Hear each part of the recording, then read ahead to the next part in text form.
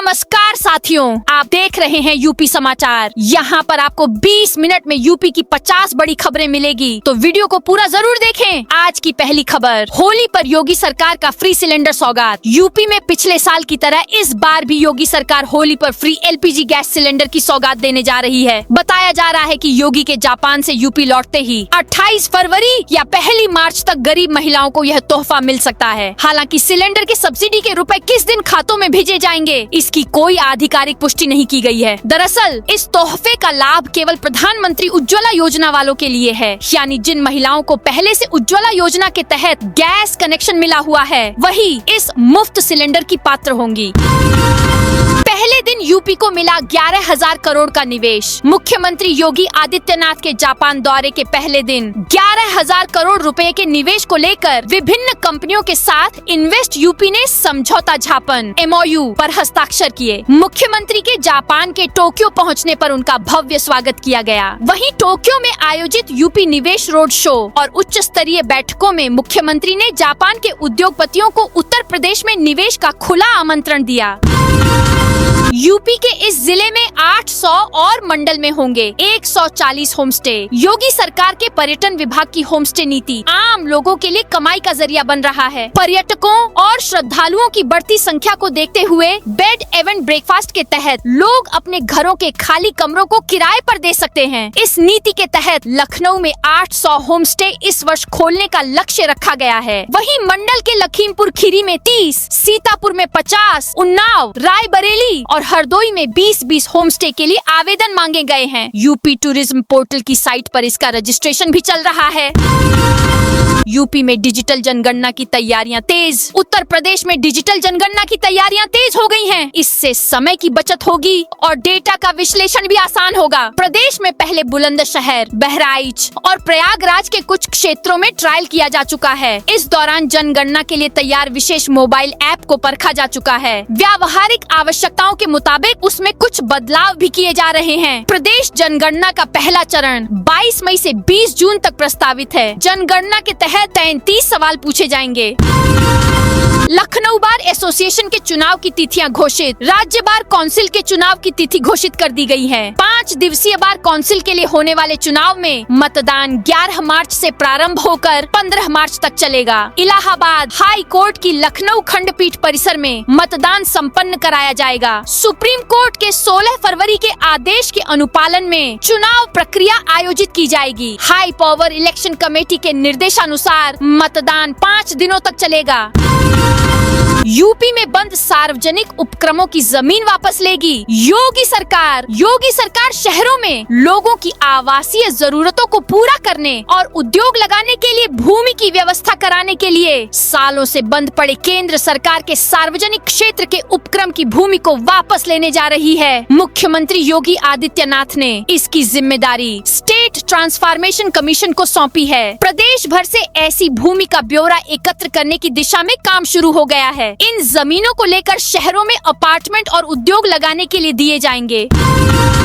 UP में नाविकों के लिए राहत भरी खबर है। नदियों में चलने वाली पंजीकृत नावों के नाविकों और यात्रियों की सुरक्षा के लिए 38 जिलों में 66,070 लाइफ जैकेट बंटी जाएंगी। राज्य आपदा प्रबंधन प्राधिकरण और PAC के माध्यम से इसे बांटा जाएगा। वाराणसी में नाव दुर्घटनाओं पर अंकुश लगाने के लिए पुलिस की ओर से लगातार चक्रमण कर कार्रवाई की जा रही है। बिना लाइफ जैकेट पहनाए यात्रियों को नाव में बैठाने पर आदमपुर और कोतवाली थानों की पुलिस ने नाविकों और नाव स्वामियों के खिलाफ केस दर्ज किया।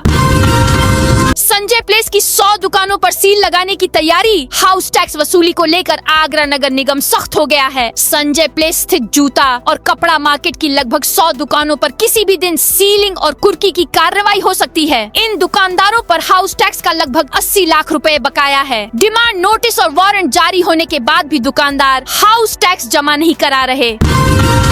सेना भर्ती के नाम पर अभ्यर्थियों से ठगी करने वाला पकड़ा गया। सदर के उस्मान चौक से STF की लखनऊ यूनिट ने ऐसे जालसाज को पकड़ा है जो युवाओं को सेना भर्ती का मेडिकल परीक्षण पास कराने के नाम पर ठगी करता था। उसके पास से 5 लोगों के अंक पत्र, फर्जी आधार कार्ड और अन्य सामान मिला है। आरोपित के खिलाफ कैंट थाने में प्रतिरूपण, धोखाधड़ी समेत अन्य धाराओं में मुकदमा दर्ज कर उसे जेल भेजा गया है। आरोपित नाम बदलकर लोगों से ठगी को अंजाम देता था।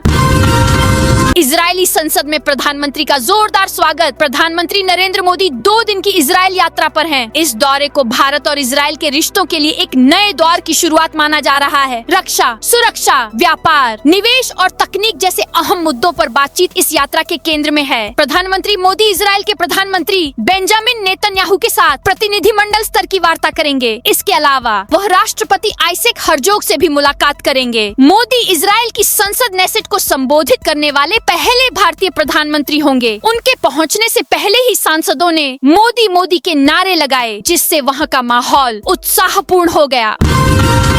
यूपी भाजपा के 200 मंडल अध्यक्षों का ऐलान। लखनऊ में बुधवार को बीजेपी कार्यकर्ता बड़ी संख्या में यूपी बीजेपी अध्यक्ष पंकज चौधरी से मिलने पहुंचे। इस दौरान पंकज चौधरी ने अपने कार्यकर्ताओं से कहा कि चुनाव आने वाला है और सभी को काम मिलेगा, हर किसी के लिए काम है। एक कार्यकर्ता ने उन्हें भगवा गमछा पहनाकर अभिनंदन किया। इस पर उन्होंने कहा, इसमें पैसा क्यों खर्च किया? 150-200 रुपए जो खर्च किए वह तुम्हारे काम आते।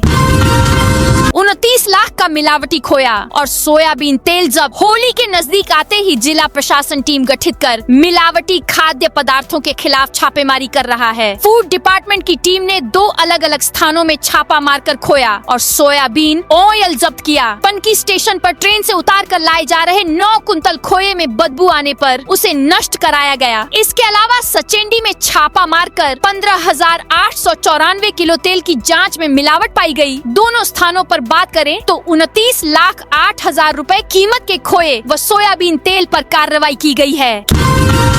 केंद्रीय मंत्री शिवराज सिंह अयोध्या पहुंचे। मध्य प्रदेश के पूर्व मुख्यमंत्री शिवराज सिंह चौहान अयोध्या पहुंचे। एयरपोर्ट पर कार्यकर्ताओं ने फूल मालाओं से स्वागत किया। यहां से वह परिवार समेत रामलला मंदिर पहुंचे, जहां उन्होंने प्रभु श्री राम के दर्शन किए, पूजा अर्चना की। तीर्थ क्षेत्र के महासचिव चंपत राय ने उनका सत्कार किया, फिर उन्हें पूरे मंदिर का भ्रमण कराया। इस दौरान ट्रस्टी डॉक्टर अनिल मिश्रा भी साथ थे। यूपी के कर्मचारियों के लिए गुड न्यूज, होली से पहले आएगी सैलरी। यूपी के इन राज्य कर्मचारियों के लिए गुड न्यूज है। सरकार ने बेसिक एवं माध्यमिक शिक्षा से जुड़े विद्यालयों व कार्यालयों में होली से पहले वेतन व मानदेय का भुगतान करने के आदेश दिए हैं। इस संबंध में बुधवार को स्कूल शिक्षा महानिदेशक मोनिका रानी से आदेश भी जारी कर दिया है। इसके बाद अन्य विभाग में भी आदेश आना बाकी है। उत्तर प्रदेश में इस समय करीब 18 लाख राज्य कर्मचारी हैं। इन सभी कर्मचारियों को होली से पहले वेतन का इंतजार है।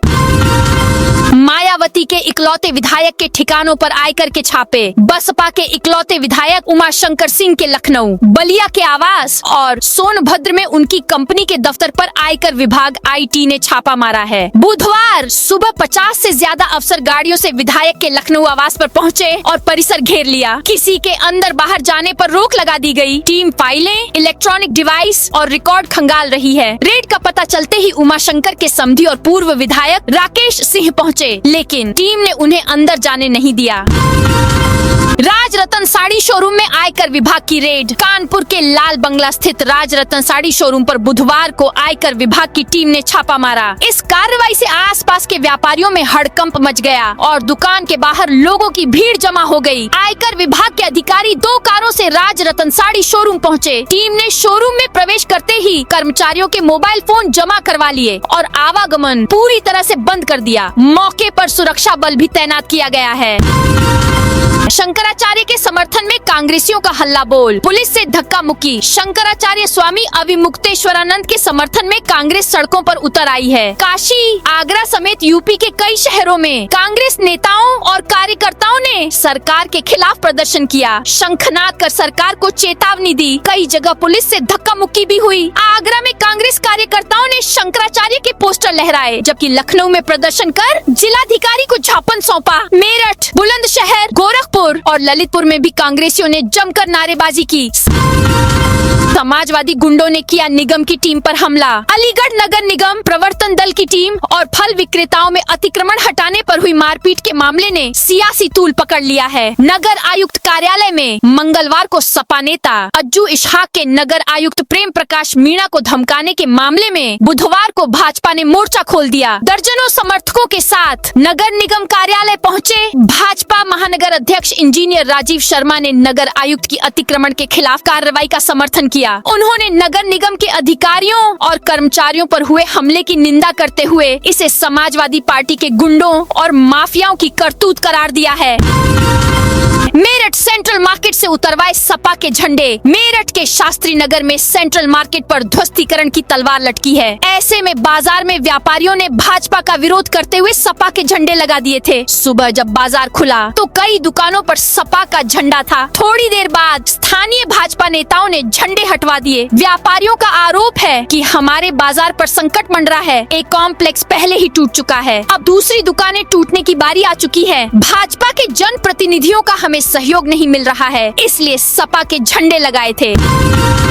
कानपुर सेंट्रल स्टेशन पर मां संग सो रही 2 साल की बच्ची सीता का अपहरण करने के आरोपी राजू धीमर ने सनसनीखेज खुलासा किया है। पुलिस की पूछताछ में उसने बताया कि दिल्ली के एक भिखारी गैंग को बेचने के लिए बच्ची का अपहरण किया था। उसकी एक भिखारी से 20,000 रुपए में बेचने के लिए बात भी हो गई थी। यह गैंग बच्ची से भीख मंगवाने का काम करवाता। हालांकि इससे पहले ही जीआरपी और आरपीएफ ने आरोपी को बच्ची समेत पकड़ लिया। यूपी में ड्रोन और एरोस्पेस क्रांति। डिप्टी सीएम केशव मौर्य ने जर्मनी की कंपनियों से की मुलाकात। उत्तर प्रदेश में ड्रोन एवं क्वांटम आधारित एरोस्पेस टेक्नोलॉजी को नया आयाम मिलेगा। इस संदर्भ में मंगलवार को उप मुख्यमंत्री केशव प्रसाद मौर्य के नेतृत्व में प्रतिनिधिमंडल ने जर्मनी के लिए मेरिडियन में जर्मनी इजरायली की अग्रणी कंपनी क्वांटम टेक्नोलॉजीज के साथ रणनीतिक बैठक की। बैठक में राज्य में अत्याधुनिक मानव रहित एरियल सिस्टम, ड्रोन टेक्नोलॉजी तथा एरोस्पेस निर्माण को बढ़ावा देने पर चर्चा हुई।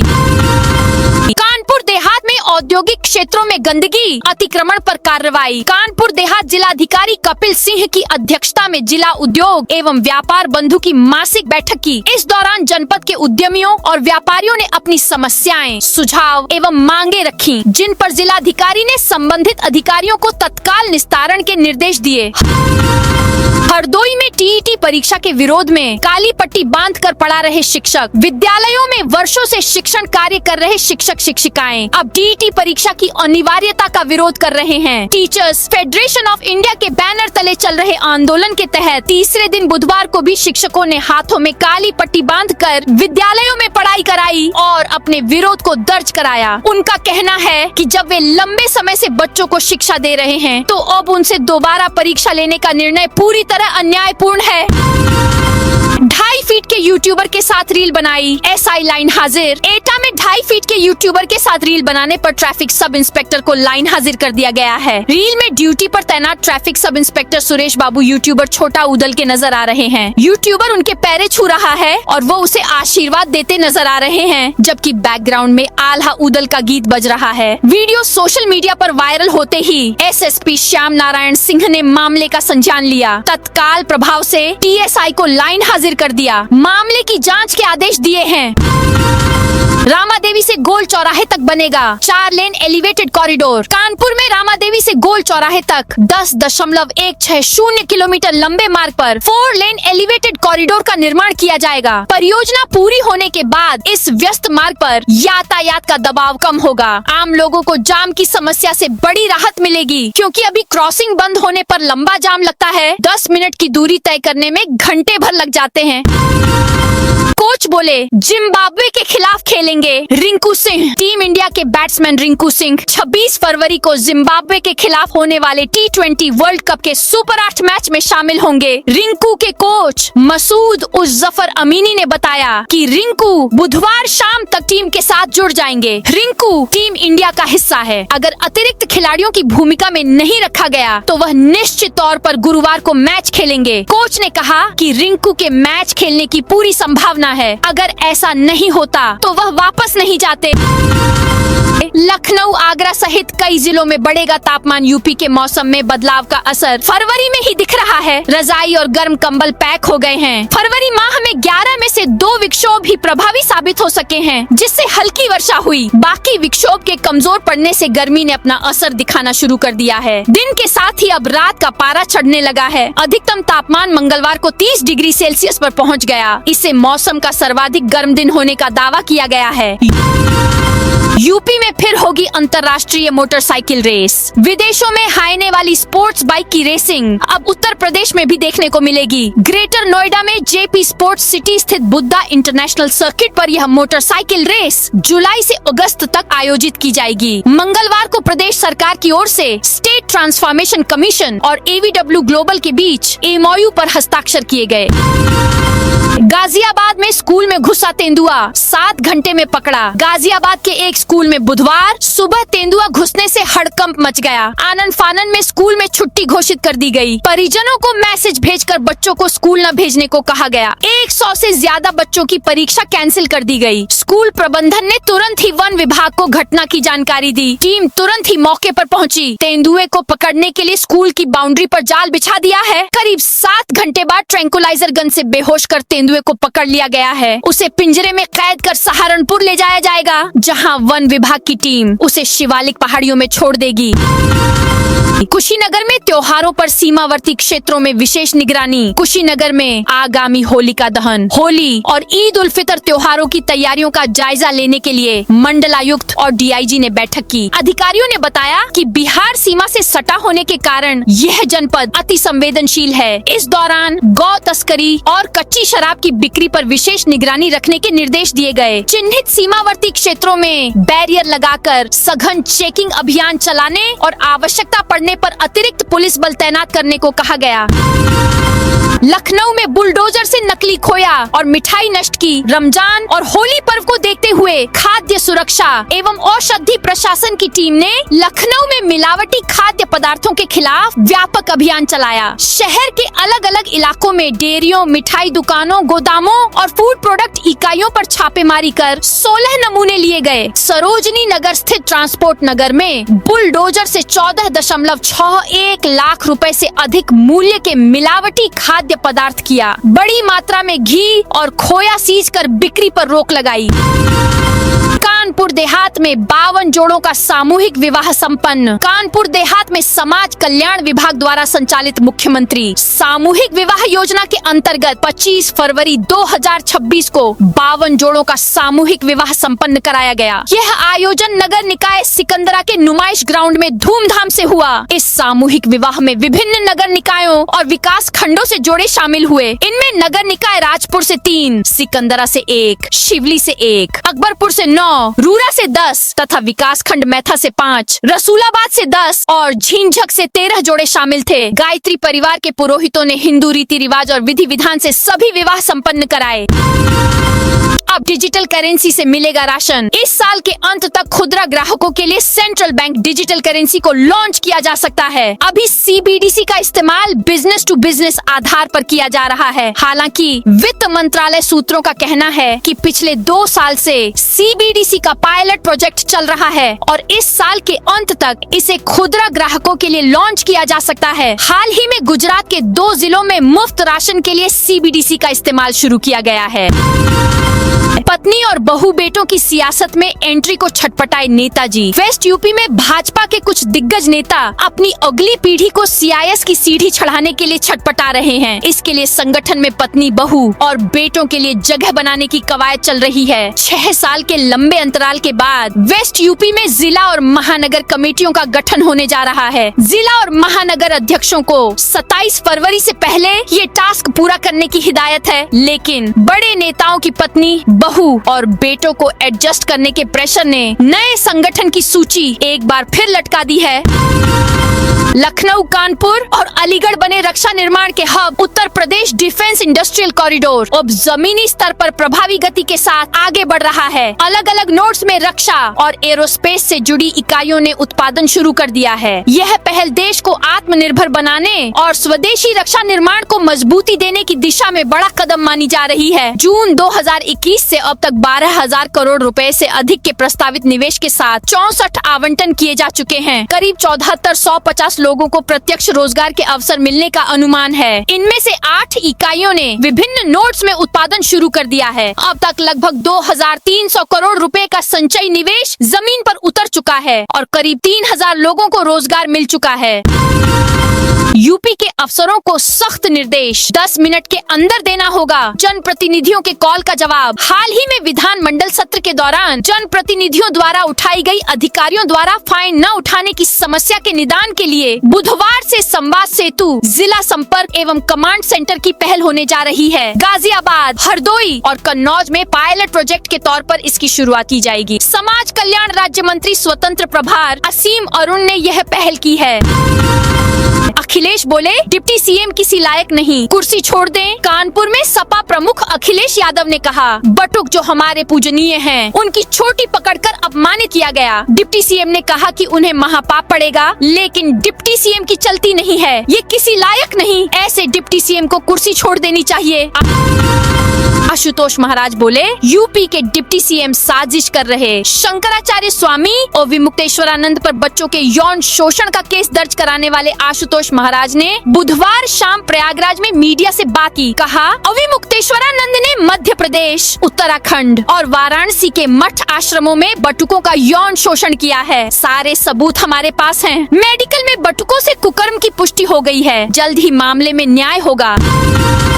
होली पर घर जाने वालों के लिए अच्छी खबर। होली पर घर जाने वाले यात्रियों के लिए अच्छी खबर है। अब यात्रियों को बसों में धक्के नहीं खाने पड़ेंगे। यूपी रोडवेज ने बस यात्रियों के लिए 10 दिवसीय होली अभियान की घोषणा की है। 28 फरवरी से 9 मार्च तक होली अभियान चलाया जाएगा। इसके तहत होली पर लोगों को उनके गंतव्य तक पहुंचाने के लिए रोडवेज लखनऊ, गोरखपुर व टनकपुर समेत पूर्वांचल के लिए अतिरिक्त बसें चलाई जाएंगी। इस दौरान रोडवेज जहां लंबी दूरी के रूटों पर अतिरिक्त बसें चलाएगा, वहीं लोकल रूटों पर बसों के फेर बढ़ाए जाएंगे। तो दोस्तों, यह थी आज उत्तर प्रदेश के सभी जिलों की दिन भर की ताजा और बड़ी खबरें।